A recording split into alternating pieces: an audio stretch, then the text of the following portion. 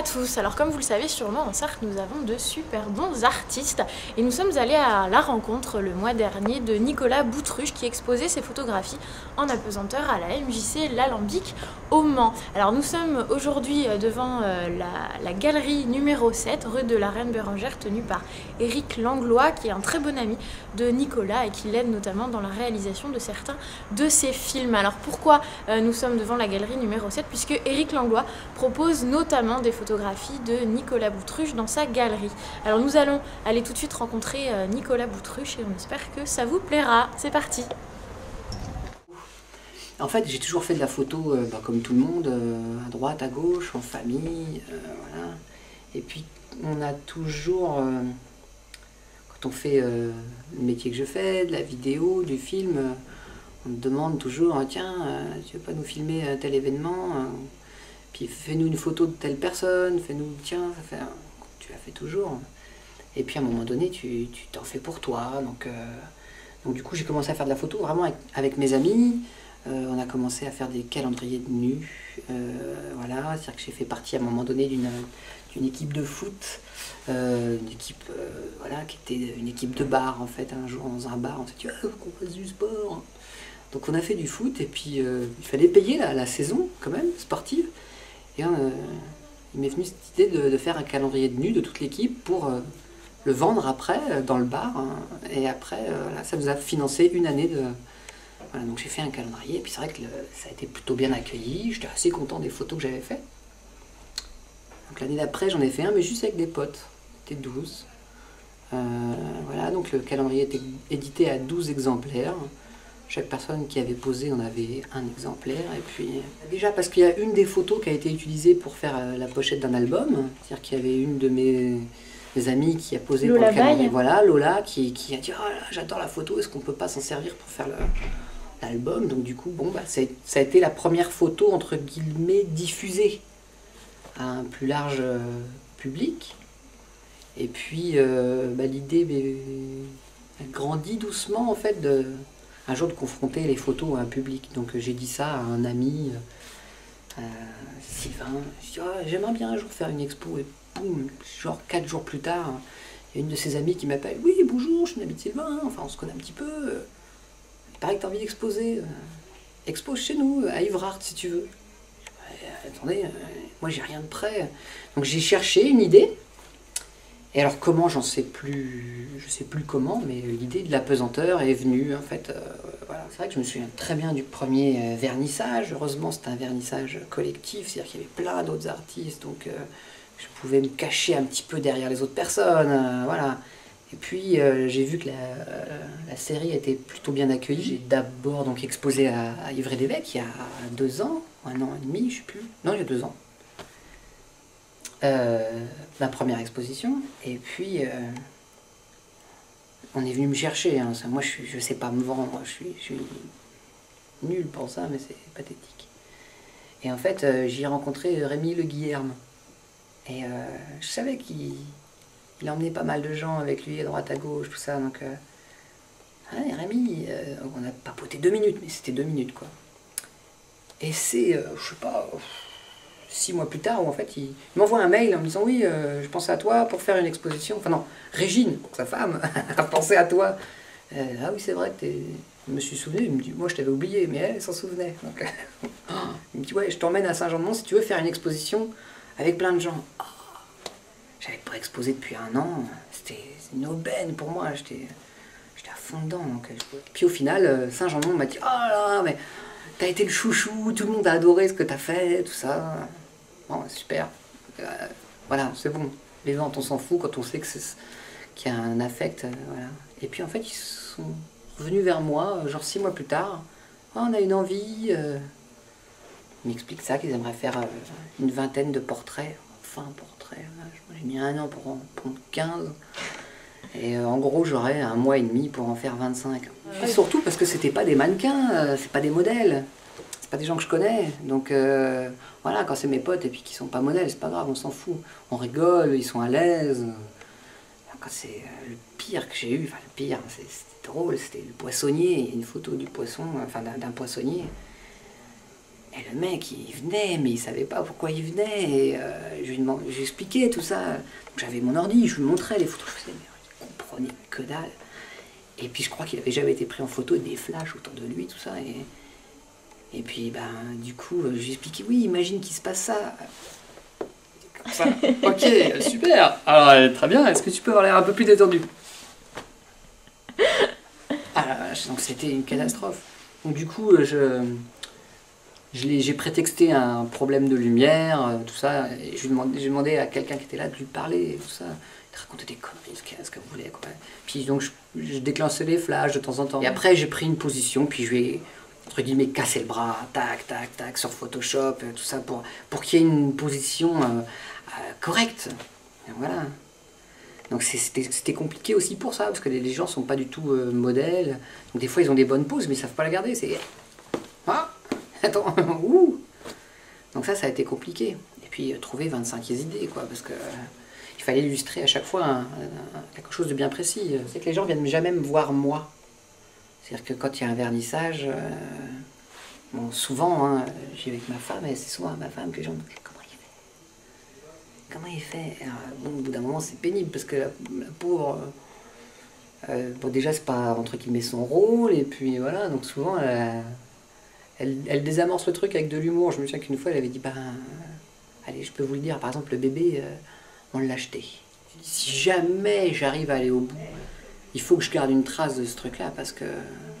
Des fois, je garde des versions intermédiaires, il y a des photos dont il y a le résultat à côté, mais il y a les premières étapes.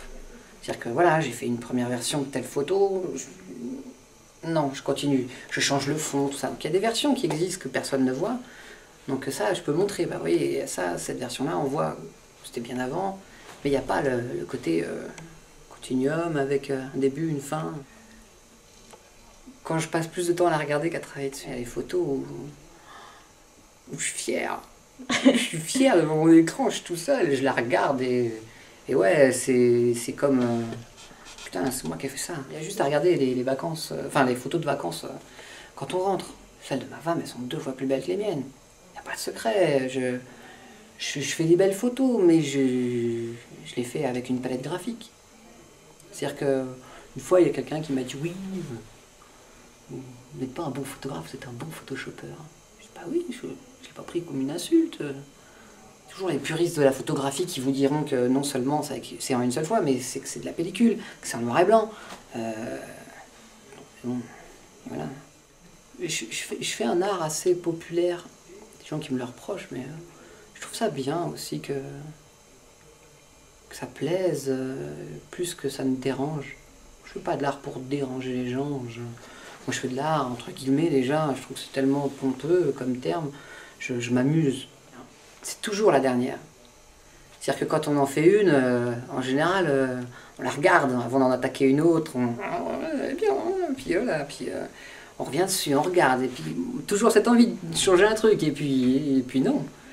Et donc, ouais. Mais je crois qu'il y a une de celles où j'ai été le plus bluffé par le résultat. C'est les grandes en général. Juste avant d'aller exposer au pavillon Baltard, je l'avais en tête et j'avais vraiment envie qu'elle soit là. Donc du coup, j'ai envoyé un mail, j'ai fait une invitation à tous mes potes en disant voilà, samedi après-midi, je photographierai toutes les personnes qui viendront, habillées en noir. J'ai expliqué la scène. Je dis voilà, j'ai envie de faire un enterrement avec une photo qui s'appellera les poupées russes, parce qu'il y a le cercueil, enfin le corbillard, le cercueil qui en sort, le corps qui en sort. J'avais envie de cette espèce de... Et donc voilà, venez. Donc il y a plein de gens qui m'ont dit ah, je peux pas, ou d'autres qui me disent oui, j'ai eu un enterrement il n'y a pas longtemps. Donc là tu te sens tout piteux. Et puis tu as tous tes autres potes qui viennent, eux, habillés en noir, avec une tête d'enterrement. C'est super space parce que toi t'es en short, t'accueilles tout le monde. On avait préparé un grand goûter avec des gâteaux, tout ça, pour que les gens puissent... Parce que je ne pouvais pas photographier tout le monde en même temps, c'est-à-dire que je les ai photographiés les uns après les autres. Donc ils étaient là, ils regardaient ceux qui se faisaient photographier, et puis voilà. Et donc j'ai photographié tout ça dans le jardin. Et après j'ai passé la nuit, le jour, la nuit qui ont suivi, pour que le lundi matin, donc le samedi soir, Enfin, j'ai fait la photo le samedi après-midi. Le lundi dans l'après-midi, il y avait une... Le dimanche soir, il y avait une première version. Le lundi, il y avait la version finale. Même où je commence, j'ai une idée en tête, je l'essaye. Des fois on se plante, des fois ça marche pas. Celle du scooter, au début, je voulais la mettre devant une baie vitrée. Et ça marchait pas. J'étais là, je dis merde. Je l'ai vraiment trituré dans tous les sens. Et puis moi j'ai laissé tomber. J'ai essayé un autre décor. Et puis ça me faisait chier parce que j'aimais bien cette photo du scooter, la tête qu'elle avait, tout ça. Et puis un jour, je me suis dit, mais t'es con, scooter, il vient. Le scooter, je l'ai pas photographié en même temps qu'elle. C'est un scooter sur lequel moi j'étais assis et je me suis effacé. Et donc du coup, j'ai remis quelqu'un dessus. Je me suis dit, putain, ce scooter, c'est un vrai Vespa italien. Tu l'as photographié en Italie. Voilà, donc j'ai regardé les photos d'Italie que j'avais, et puis j'ai trouvé cette photo que j'ai un petit peu déformée, changé la lumière, puis hop. Ouais, il ne faut pas que je m'éternise dessus, parce que ça fait déjà maintenant 2 ans, même si je n'ai fait qu'une vingtaine. Question rendement, c'est pas génial. Mais ouais, au bout de 40-50, j'arrête, parce que déjà, au bout d'un moment, les idées arrivent moins facilement. Donc là, j'en ai certaines qui me font bien marrer, mais faut que je trouve les gens qui acceptent de faire ça, c'est pas simple. Mais oui, il y a un après apesanteur, heureusement. Il faut, c'est indispensable. Comme je dis souvent, je ne peux pas devenir je sais pas comment on dit, Anne Geddes ou Geddes, celle qui fait des bébés. Je crache pas sur son travail, voilà. Au bout d'un moment, c'est comme les dieux du stade. C'est bon. Parce que quand tu es là, en fait, ils te disent, soit ils te disent rien, soit ils t'envoient chier parce qu'ils ont besoin, parce qu'ils s'aiment pas. Hein. Mais il y a aussi les gens qui parlent, mais juste parce que ils disent ce qu'ils veulent. Ça c'est bon. Dans le bon comme dans le mauvais. J'aime bien aussi entendre les gens quand ils crachent sur ton boulot. Parce que il y a certaines choses qui te font rire, plutôt que qui te disent putain, mais oui, j'ai pas de tort là-dessus. Les gens que ça fait pas du tout rire la sépulture. Enfin les poupées russes. Les gens qui trouvent ça... des gens qui sont choqués, il y en a d'autres qui... c'est leur préféré, ils pleurent de rire. J'ai vu à Baltar, un mec qui fait des photographies justement noir et blanc, magnifique, c'est somptueux, je ne sais plus comment il s'appelle, Virgile, je sais plus quoi. Et à chaque fois que je passe devant son stand, je le regardais et je dis putain, lui ça a pas l'air d'être un rigolo. Un mec énorme avec les cheveux blonds, longs comme ça, avec un œil qui dit merde à l'autre, qui fait toujours la gueule, qui est toujours assis dans son coin, qui s'adresse pas à son public, tout ça. Alors qu'il y a plein de gens qui regardent ses photos tellement elles sont belles. Et donc il a fait comme tous les artistes, il s'est promené, il a regardé ce que faisaient les autres, quoi. Il s'est arrêté devant le stand, et je me dis oh là, je vais en prendre plein la gueule, je dis ouais, c'est pas de la photo, tout ça. Et le mec, il a pleuré de rire, il n'arrivait pas, il a essayé de me parler, il n'y arrivait pas. Donc je suis parti moi aussi dans une crise de fou rire. Et en fait, le mec, c'était la sienne, c'était voilà, celle-là, plus qu'une autre, c'était la poésie, le côté onirique, il s'en fout, il faisait 100 fois mieux. Mais l'humour, il l'avait pas. Il n'y avait pas ça dans ses photos, donc quand il l'a vu ici, ça l'a fait marrer. Ouais. C'est Thomas Sisley qui disait dans un de ses spectacles que sa grand-mère voulait marquer sur la tombe de son grand-père « Il adorait rire ». Et lui, cette phrase-là l'énerve, il dit « Je connais personne qui aime pas rire ». Et c'est vrai, tout le monde se marre, tout le monde aime se marrer. On n'a pas tous le même humour, mais voilà. C'est le public qui nous dit si on continue ou pas. Voilà, les photos, elles plaisent. Mais qui me dit que la prochaine série, elle sera accueillie de la même manière, j'en sais rien. Que les choses restent telles quelles. Que les choses ne régressent pas, en fait. Je demande pas forcément de... Je n'ai pas envie de devenir une star de la photo ou quoi que ce soit. Mais de pouvoir continuer à en faire. Pouvoir continuer à... Enfin, de continuer à donner du plaisir quand les gens les regardent. J'adore ça, c'est...